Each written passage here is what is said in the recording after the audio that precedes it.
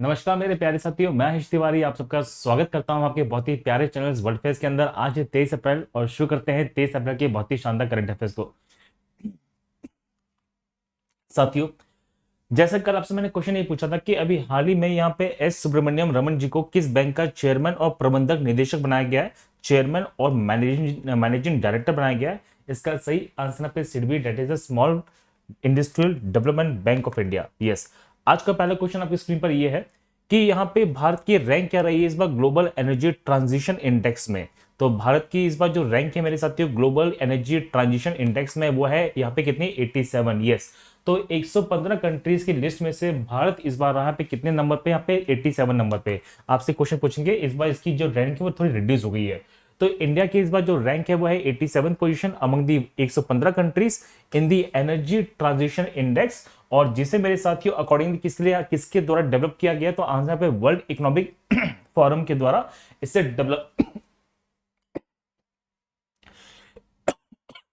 World economic forum के द्वारा पे डेवलप किया गया। साथ ही थोड़ी तबीयत सही नहीं मेरी आजकल, तो 3 से 4 दिन का थोड़ा सा कष्ट ऐसा था आप लोगों को, थोड़ा सा मे बी वो फ्लो ना है, तो प्लीज थोड़ा सा कॉपरेट कर लीजिएगा, ठीक है। देखिए, तो स्वीडन ने देखिए इस बार टॉप किया है। यहाँ पे आप देख पाएंगे कि स्वीडन वो कंपनी है जिसने इसमें टॉप किया इस रैंकिंग के अंदर। यहाँ पे दूसरे नंबर पे है नॉर्वे, तीसरे पे है डेनमार्क, चौथे पे है स्विट्जरलैंड, पांचवे पे ऑस्ट्रिया, छठवे पे फिनलैंड, सातवें पे है UK, that is United kingdoms. फिर यहाँ पे न्यूजीलैंड है, यहाँ पे फ्रांस है और आइसलैंड है। अगर बात करें यहाँ पे सबसे आखिर में, तो सबसे आखिर में जिस देश की रैंकिंग आई है वो है जिम्बाब्वे। तो आपको आपसे क्वेश्चन पूछें कि भारत की जब बात करते हैं मेरे साथियों, तो भारत यहाँ पे किस पोजीशन पे है, तो भारत यहाँ पे है किस पोजीशन पे, 87 पोजीशन पे। अभी देखिए भारत ने ना भारत की बहुत सारी रैंकिंग्स में कंडीशन, वो आपसे स्थिति पूछेंगे यहाँ पे रैंकिंग क्या है। जैसे इकोनॉमिक फ्रीडम इंडेक्स में भारत है 121वें नंबर पे। यहाँ पे वर्ल्ड हैप्पीनेस रिपोर्ट में 139 पोजीशन पे था। इंटेलेक्चुअल प्रॉपर्टी में कितना है, 40th है। हेनली पासपोर्ट में 84 है। और वर्ल्ड प्रेस फ्रीडम इंडेक्स में है 142 पोजीशन, जिसके बारे में आपको शायद मैंने कल ही परसों ही पढ़ाया था, ठीक है। तो ये इंडेक्स है अभी इंडिया के रिलेटेड में, जिनसे क्वेश्चन आपसे फ्रिक्वेंटली पूछेंगे। चलिए, नेक्स्ट क्वेश्चन ये है कि अभी किसे यहाँ पे 68वां 68 यहाँ पे 68 यहाँ पे इंडियन ग्रैंड मास्टर जो है वो चुना गया है। तो यहाँ पे देखिए 68वें ग्रैंड मास्टर किसे बनाया गया मेरे साथ, तो ये बनाया गया पे किसे, आंसर है अर्जुन कल्याण जी को। यस, तो तमिलनाडु के हैं अर्जुन कल्याण जी, जो बने हैं भारत के 68वें 68 यहाँ पे ग्रैंड मास्टर। देखिए ग्रैंड मास्टर आपको बता दूं मेरे साथी, एक यहाँ पे एक पद है जो यहाँ पे जो चेस खिलाड़ी है उसमें जो टॉप चेस खिलाड़ी तो इसे दिया जाता है। अगर हम बात करें पे ग्रैंड मास्टर के बारे में मेरे साथियों, तो ये हाईएस्ट टाइटल है यहाँ पे चेस प्लेयर का आफ्टर दी वर्ल्ड चैंपियन। तो वर्ल्ड चैंपियन यहाँ पे देखिए हाईएस्ट यहाँ पे टाइटल, उसके बाद यहाँ पे सबसे बड़ा जो टाइटल वो कौन सा पे, ग्रैंड मास्टर है। आपको बता दूं मेरे साथियों कि पहले जो ग्रैंड मास्टर थे इंडिया के वो थे यहाँ पे विश्वनाथ आनंद, जिनको 1988 में यहाँ पे जीएम का जो टाइटल है वो दिया गया था। अगर आपसे क्वेश्चन पूछे कि भारत के सबसे नए और भारत के सबसे युवा और सबसे कम उम्र के ग्रैंड मास्टर कौन है, तो आंसर है Gukesh D. Yes, Gukesh D G यहाँ पे देखिए सबसे कम उम्र के यहाँ पे ग्रैंड मास्टर है, जो मात्र 12 वर्ष 7 महीने और 17 दिन की आयु में ही यहाँ पे ग्रैंड मास्टर के टाइटल को यहाँ पे ग्रैब कर चुके हैं। तो एग्जामिनेशन आपसे क्वेश्चन पूछेंगे। नेक्स्ट क्वेश्चन आपके स्क्रीन पर यह है कि 23 अप्रैल को, यानी कि आज की हम बात कर रहे हैं, तो 23 अप्रैल को इनमें से कौन सा दिवस है जो मनाया जाता है, तो मेरे साथियों आज हम मनाते हैं पे इंग्लिश लैंग्वेज डे। यस, तो यहाँ पे इंग्लिश लैंग्वेज डे है जो मनाया जाता है पे आज के दिन पे 23 अप्रैल को। और इस डे को यहाँ पे यूएन के द्वारा मनाया जा रहा है, यूनाइटेड नेशंस के द्वारा मनाया जा रहा है। आपको जैसे मैं पहले बता चुका था कि यूनाइटेड नेशंस के अंदर पे 6 लैंग्वेज को ऑफिशियली दर्जा दिया गया, जिसमें Arabic, Chinese, English, French, Russian, Spanish है, ये बात पता है। और यूएन के द्वारा ही यहाँ पे ऑब्जर्व किया गया है 23 अप्रैल को ऐसे इंग्लिश डे। तो विश्व भर के अंदर ये डे मनाया जाता है आज ही के दिन। तो यहाँ पे बहुत सारी लैंग्वेज डेज हैं जिनको लेके फ्रिक्वेंटली आपसे क्वेश्चंस पूछेंगे, जैसे फॉर एग्जांपल अरेबिक डे। तो अरेबिक डे कब मनाते हैं मेरे साथियों, याद करिए यहाँ पे 18 दिसंबर को। इंग्लिश डे मनाते हैं आज ही के दिन यहाँ पे 23 अप्रैल को। फ्रेंच डे मनाया जाता है 20 मार्च को। यहाँ पे रशियन डे मनाते हैं 6 जून को। और यहाँ पे चाइनीज डे तो आपको मैं बता ही चुका था अभी कभी। और यहाँ पे वर्ल्ड हिंदी डे मनाते हैं पे 10 जनवरी को। ये याद कर लीजिएगा, ये बहुत इंपॉर्टेंट है कि विश्व हिंदी दिवस कब मनाई जाती है, तो आंसर है 10 जनवरी को। चलिए, तो आज ही के दिन देखिए एक डे और सेलिब्रेट किया जा रहा है जिसका नाम है यहाँ पे books and copyright day, yes. तो बुक्स एंड कॉपीराइट डे भी आज ही के दिन यहाँ पे सेलिब्रेट किया जाता है मेरे साथियों। तो world book and copyright day यहाँ पे आज ही के दिन मनाया जाता है और इसे ऑर्गेनाइज किया जाता है पे United Nations educational scientific and cultural organisation के द्वारा। अगर हम ध्यान से मेरे पढ़े मेरे साथियों तो इससे हमने एक नाम दिया है जिसे बोलते हैं यूनेस्को। तो ये यूनेस्को के द्वारा सेलिब्रेट किया जाता है पे कौन सा पे world book and copyright day. और इसे यहाँ पे देखिए इस साल ही मनाया जा रहा है, यहाँ पे लगभग सभी मेंबर स्टेट्स के द्वारा ये डे सेलिब्रेट किया जाता है। ठीक है, चलो नेक्स्ट क्वेश्चन आपके स्क्रीन पर यह है कि नेस्कॉम इंडिया की पहली महिला चेयरपर्सन चुनी गई है जिनका नाम क्या है। मोस्ट इंपोर्टेंट क्वेश्चन है आपके एग्जामिनेशन में। देखिए नेस्कॉम इंडिया की हम जब बात करेंगे ये वैसे बहुत चर्चाओं में रहता है। तो नेस्कॉम की हम जब बात करें मेरे साथियों तो नेस्कॉम के यहाँ पे पहली जो महिला चेयरपर्सन वो कौन चुनी गई है, तो यहाँ पे पहली महिला चेयरपर्सन चुनी गई यहाँ पे कौन, रेखा मेनन जी। देखिए तो रेखा मेनन जी यहाँ पे पहली यहाँ पे चेयरपर्सन यहाँ पे किसी नेस्कॉम की आप देख पाएंगे। देखिए रेखा मेनन की फोटो है आप अपने स्क्रीन पर देख पाएंगे और ये पहली चेयरपर्सन है किसी यहाँ पे नेस्कॉम की। देखिए नेस्कॉम की हम जब बात करेंगे the national association of software and service companies, ये आपसे एग्जामिनेशन में क्वेश्चन पूछेंगे। The national association of software and service companies यहाँ पे नेस्कॉम की फुल फॉर्म है और यहाँ पे रेखा मेनन जी यहाँ पे पहली चेयरपर्सन है और सीनियर एमडी रही थी इससे पहले एसेंचर कंपनी की। ठीक है, अगर देखिए हम बात करें नेस्कॉम के बारे में तो आप जानते हैं कि यहाँ पे हेडक्वार्टर कहां पर है, न्यू दिल्ली में है। 1 मार्च 1988 को इसकी स्थापना हुई थी और ये एक देखिए पॉलिसी एडवोकेसी यहाँ पे इसका मेन पर्पस रहता है। यहाँ पे दिवांग मेहता और यहाँ पे नंदन नीलेकानी यहाँ पे इसके फाउंडर्स थे। तो नेस्कॉम इंडिया बहुत इंपॉर्टेंट है। अभी हाल ही में बहुत सारे अपॉइंटमेंट है जो 2021 में अप्रैल के महीने में किए गए और आपसे एग्जामिनेशन में क्वेश्चंस पूछेंगे मेरे साथियों। जैसे फॉर एग्जांपल सुभाष कुमार याद कर लीजिए, ये सीएमडी बने हैं किस कंपनी के, ओएनजीसी के। यहाँ पे उर्जित पटेल जो भारत के पूर्व आरबीआई गवर्नर भी थे, इन्हें डायरेक्टर बनाया गया है, एडिशनल डायरेक्टर बनाया गया किस कंपनी का, ब्रिटानिया कंपनी का। मल्लिका श्रीनिवासन जी ये बनी है पीएसबी की यहाँ पे चेयरपर्सन। यहाँ पे आदिल जैनुल भाई सॉरी बेटा थोड़ा सा इश्यूज हैं कुछ, तो बोलने में थोड़ी दिक्कत आ रही है मुझे। आई होप कि आप थोड़ा सा आज एडजस्ट कर लेंगे, तो 3-4 दिन के बाद रहेगी थोड़ी सी। अब क्लासेस रेगुलर आते रहेंगे, आपको क्लासेस मिलती रहेंगी, तबीयत तो होती रहती है, ऊपर नीचे कोई दिक्कत नहीं, क्लासेस ज्यादा मोर इंपॉर्टेंट, तो क्लासेस आपको मिलती रहेंगी। चलिए तो यहाँ पे अदिल यहाँ पे जनुल भाई हैं जो बनाए गए यहाँ पे कैपेसिटी बिल्डिंग कमीशन के यहाँ पे चेयरमैन। विराट कोहली यहाँ पे देखिए किसके बने, यहाँ पे डिजिट इंश्योरेंस के, बहुत इंपॉर्टेंट है। और यहाँ पे सभी खंडवाला खास के देखिए न्यू बीसीसीआई जो न्यू बीसीसीआई के एंटी करप्शन यूनिट चीफ है उसके बनाए गए हैं बीसीसीआई के। ठीक है, तरुण बजाज जी बने यहाँ पे किसके, यहाँ पे रेवेन्यू सेक्रेटरी है under the ministry of finance. Justice N V Ramana 24 April से बनने वाले हैं भारत के यहाँ पे नेक्स्ट सीजीआई जिसे बोलते हैं चीफ जस्टिस ऑफ इंडिया, यानी कल बनेंगे, आज तो नहीं, कल से अपने पद पे बैठने वाले हैं। चिंतन वैष्णव जी बना यहाँ पे अटल इनोवेशन मिशन के जिसे बोलते हैं एम, और ये किसके अधीन काम करता है, ये काम करता है नीति आयोग के अधीन में। और एस रमन्नम जिनको लेके क्वेश्चन था हमारा वो है यहाँ पे सिडबी के यहाँ पे new chairman and managing director. तो ये कुछ इंपॉर्टेंट अपॉइंटमेंट्स हुए हैं इस साल अप्रैल के महीने में, इन्हें आप याद कर लीजिएगा, आपसे एग्जामिनेशन में बहुत अच्छी तरह से पूछेंगे। चलो नेक्स्ट क्वेश्चन ये है कि भी हाल ही में किस अंतरिक्ष एजेंसी ने मंगल ग्रह के वायुमंडल से ऑक्सीजन को जमा किया है। बहुत ही इंपॉर्टेंट क्वेश्चन मेरे साथियों, और ये कारनामा करने वाली जो स्पेस एजेंसी है वो कौन सी है, नासा है। यस, तो नासा ने देखिए क्रिएटिंग की है ऑक्सीजन ऑन द मार्स। तो यहाँ पे आप देख पाएंगे मेरे साथियों कि जो मार्स के अंदर जो कार्बन डाइऑक्साइड की मात्रा कैसे पे ज्यादा है, तो उस कार्बन डाइऑक्साइड में से उन्होंने ऑक्सीजन को एक्सट्रैक्ट कर लिया है, ऑक्सीजन को निकाल लिया है। तो सिंपल सी बात है, by the use of the technology. तो यहाँ पे ऐसा करने वाला ये पहला देश, पहला संस्था बन चुका है नासा जिसने ये कारनामा किया है। तो उन्होंने क्या किया है, मार्स का जो रोवर मिशन है ना, उन्होंने क्या किया है, एक्सट्रैक्ट किया है ऑक्सीजन को from the carbon dioxide which is present in the atmosphere of the Mars. तो मार्स एक ऐसा प्लेनेट है जिसे रेड प्लेनेट भी कहते हैं, और आप जानते हैं मेरे साथियों कि वहां पे कार्बन डाइऑक्साइड की मात्रा कैसे यहाँ पे काफी ज्यादा है, और वहां से उन्होंने क्या किया, ऑक्सीजन को एक्सट्रैक्ट कर लिया है।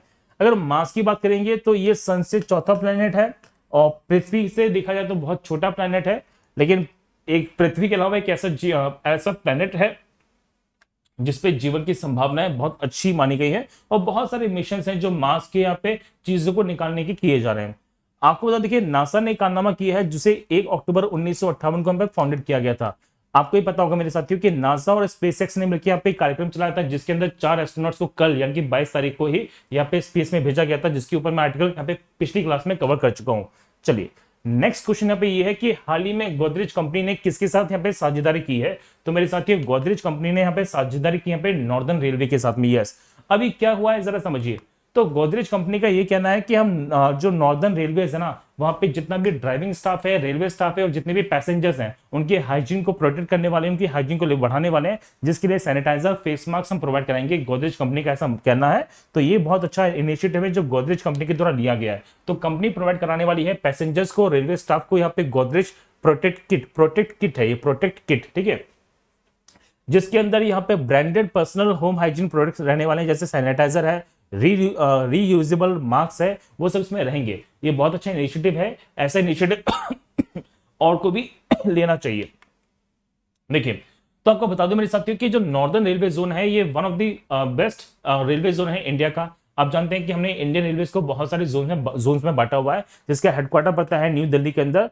14 अप्रैल 1952 को इसको स्थापित किया गया था और इसी दिन से ही इसने ऑपरेशन करना भी शुरू कर दिया था। चलिए, नेक्स्ट क्वेश्चन यहाँ पे ये है, अभी हाल ही में net zero green house gas को इमिशन करने वाला ओके नहीं, ये क्वेश्चन दूसरा है। अभी हाल ही में किसने कहा है कि net zero green house gas effect को उत्सर्जित 2040 तक प्राप्त करने की घोषणा कर दी? ओके, ये किसने कहा है कि हम 2040 तक यहाँ पे जीरो ग्रीन हाउस गैस को इमिट करेंगे? बहुत ही अच्छा क्वेश्चन बन सकता है आपके एग्जामिनेशन के पॉइंट ऑफ व्यू से। तो मेरे साथियों, ये घोषणा किसने की यहाँ पे? ये की है विप्रो ने। ओके, बहुत बढ़िया।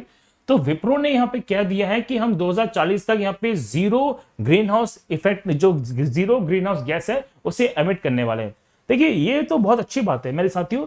अगर ये घोषणा 22 अप्रैल की गई है, मतलब यहाँ पे हम जब बात करते हैं तो यहाँ पे अर्थ डे है, और अगर अर्थ पे ऐसी घोषणा की जा रही तो ये बहुत काबिल तारीफ है। मैं आपको बता दूं मेरे साथियों, ग्रीन हाउस गैस वो गैसेस हैं जो हमारे टेम्परेचर बढ़ाने का काम करती हैं। तो अर्थ पे जो टेम्परेचर बढ़ रहा है, जो ग्लोबल वार्मिंग बढ़ रही है, तो यहाँ पे टेम्परेचर बढ़ रहा है due to the effect of the greenhouse gases. देखिए, होता क्या है कि ग्रीन हाउस गैसेस के कारण बहुत सारी जो रेज है ना, वो हमारी अर्थ के एटमॉस्फेयर में ट्रैप हो जाती हैं, और जो सन की रेज जो पृथ्वी को शायद एक ही बार गर्म करती है, वो लगातार बार बार गर्म करती रहती है, जिससे वैश्विक तापमान बढ़ता रहता है। यहाँ पे वर्ल्ड टेम्परेचर में यहाँ पे एक ड्रास्टिकली यहाँ पे इंप्रूव देखने को मिला है। तो ये बहुत बुरी कंडीशन है। बहुत सारे आइसबर्ग्स पिघल रहे हैं, यहाँ पे पानी की मात्रा बढ़ रही है, जितने भी कोस्टल एरियाज है वो डूबने की कगार पर हैं। तो ये इंपैक्ट है ग्रीन हाउस इफेक्ट गैसेस का, ठीक है, जिसके लिए देखिए बाइडेन ने यहाँ पे देखिए एक पेरिस एग्रीमेंट को साइन किया है, जो इस साल होने वाला है। यहाँ पे मैं बता चुका था, ठीक है, आप लोगों ने इसे कमेंट में किया मुझे। तो देखिए, अभी मीटिंग हुई है लीडर्स समिट की ऑन क्लाइमेट चेंज, जिसमें भाग लेने वाले व्यक्ति है प्रधानमंत्री मोदी जी, जिसको मैंने कल के क्वेश्चन में कवर किया हुआ है, ठीक है। नेक्स्ट क्वेश्चन आपकी स्क्रीन पर ये है कि यहाँ पे देखिए ननंगाला, ओके, ननंगाला।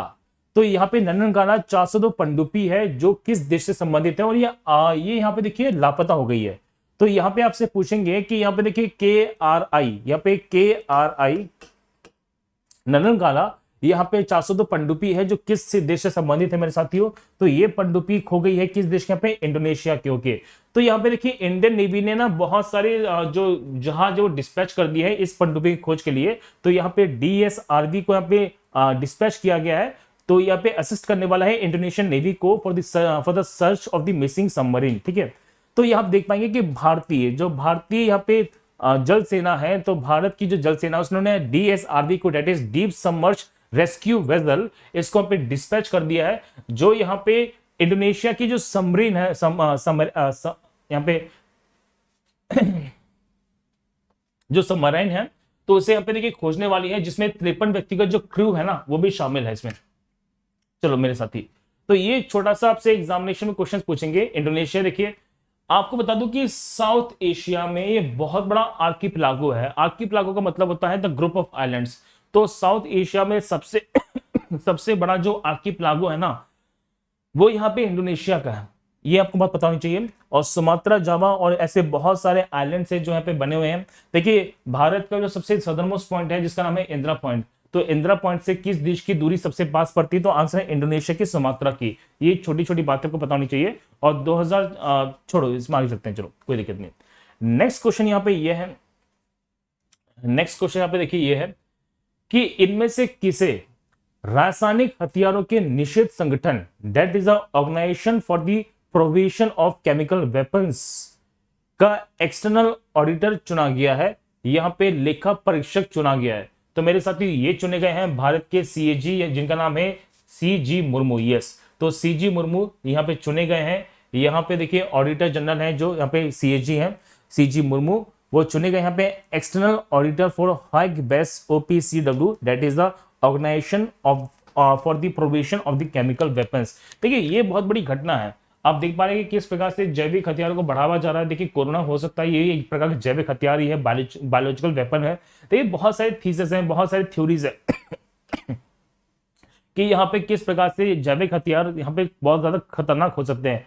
भविष्य में होने वाली जो लड़ाई है ना, ये आमने सामने नहीं होने वाली, ये इसी तरह से की जाएंगी जिसमें एक चीज छोड़ दो और लाखों करोड़ों लोग मर जाते हैं। तो इनके रोकथाम के लिए ये जो कमेटी है काम करती है। चलिए मेरे साथियों, नेक्स्ट क्वेश्चन आपके सामने ये है कि देखिए अभी हाल ही में एक रिपोर्ट के अनुसार कोल इंडिया लिमिटेड कंपनी ने जलवायु परिवर्तन के लिए यहाँ पे कितने हेक्टेयर पर पौधे लगाए हैं मेरे साथियों। तो इसका सही आंसर पे क्या है, देखिए 39,000 हेक्टेयर पे। यस, तो यहाँ पे on the occasion of the world earth day, तो अर्थ डे यहाँ के पृथ्वी दिवस के उपलक्ष्य में यहाँ पे कोल इंडिया के द्वारा यहाँ पे 39,000 हेक्टेयर लैंड पर यहाँ पे देखिए बहुत सारे पेड़ों को यहाँ पे लगाया गया है, जिसमें लगभग 2.4 हेक्टेयर के आसपास जो भूमि है वो क्रिएट कर दी जाएगी। ठीक है, ये सिंपल सा इसमें आर्टिकल है, देख लीजिएगा प्लीज। तो कोल इंडिया, देखिए हम जब बात करेंगे कोल इंडिया के बारे में, तो कोल इंडिया का जो हेडक्वार्टर है वो कहां पड़ता है, कोलकाता में। प्रमोद अग्रवाल जी सीईओ हैं और ये गवर्नमेंट ऑफ इंडिया के अधीन काम करती है। चलिए नेक्स्ट क्वेश्चन आपके सामने ये है कि भी हाल ही में यहाँ पे देखिए एक प्रेसिडेंट है जिनका नाम है इद्रिस डेबी इटनोम। तो यहाँ पे इद्रिस डेबी इटनोम जो युद्ध के दौरान मारे गए हैं वो किस अफ्रीकी देश के राष्ट्रपति थे मेरे साथियों। तो आंसर यहाँ पे क्या है, चार। यस, यहाँ पे 4 देश के जो राष्ट्रपति थे मेरे साथियों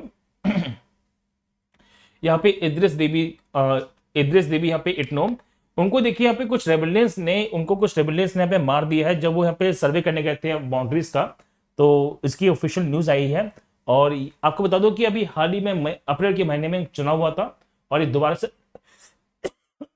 से राष्ट्रपति बने थे। तो ये 30 वर्षों तक देखिए यहाँ पे सर्व कर चुके इस कंट्री को। रेबेलियंस के द्वारा की हत्या कर दी गई थी और ये देखिए बहुत ज्यादा अगेंस्ट थे इस्लामिक मिलिटेंट्स के इन अफ्रीका। ठीक है, तो ये छोटी छोटी बातें आपको पता होनी चाहिए। देखिए चाड की जब बात करते हैं तो देखिए चाड ये पड़ता है, अफ्रीकन कंट्री है चाड, और यहाँ पे देखिए झील पड़ती है जिसका नाम है चाड झील। ये जो चाड झील है ना, ये विश्व की सबसे कम गहरी झीलों में से एक है। और ये चाड झील देखिए बहुत सारे देशों के साथ यहाँ पे सीमा बनाती है, जिसमें चाड है, नाइजर है, नाइजीरिया है और यहाँ पे कैमरून है। तो ये सब देश हैं जो चाड झील के साथ सीमा का निर्माण करते हैं और विश्व की सबसे कम गहरी झीलों में से एक कौन सा चाड झील है। चलिए साथियों, आज का आपका होमवर्क क्वेश्चन ये है कि वर्ल्ड प्रेस फ्रीडम इंडेक्स में भारत की इस बार पोजीशन क्या थी, जो पब्लिश की जाती है पे रिपोर्टर्स विदाउट बॉर्डर्स के द्वारा। ये आपको बात पता होनी चाहिए। ठीक है, तो ये सारी बातें मुझे बता दीजिएगा फटाफट से, अच्छी तरह से। क्वेश्चन बहुत अच्छा है। तो साथियों देखिए आज इस क्लास को रखते हैं यहीं पे। आज थोड़ा सा स्वास्थ्य सही नहीं था मेरा, तो हो सकता है आपको थोड़ा सा मजा ना आया हो, लेकिन प्लीज थोड़ा सा एडजस्ट कर लीजिएगा। क्लासेस आपको मिलते रहेंगी, इसमें कोई इश्यूज नहीं आएंगे। तो हम कल मिलते हैं विद द सेम टाइम और नए शानदार चीजों के साथ में। तब तक के लिए मेरे साथियों मैं लेता हूं आपसे विदा। जय हिंद, जय भारत।